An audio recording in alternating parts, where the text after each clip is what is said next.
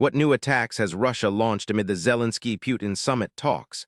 Despite high-level diplomatic talks, new strikes have shocked observers and shifted the conflict's momentum.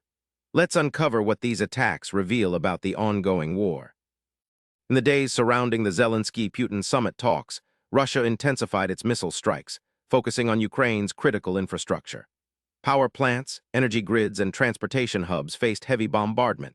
These attacks aim to weaken Ukraine's resilience and pressure its leadership by causing widespread blackouts and logistical chaos.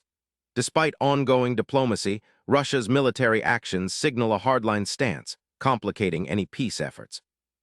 Alongside infrastructure attacks, Russia has targeted urban areas with rockets and drones.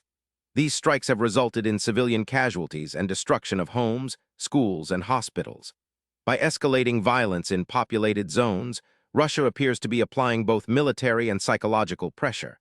This tactic raises international concern and condemnation, as it violates norms protecting civilians during conflict. Beyond strikes, Russia has pursued ground offensives in eastern Ukraine, particularly in key contested regions.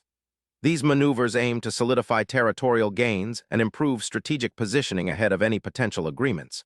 The timing during summit talks underscores Moscow's intent to maintain leverage on the battlefield, signaling a tough negotiating stance.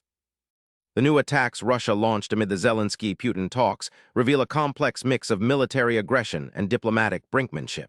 While talks aim for peace, the battlefield tells a different story with escalating strikes and advances.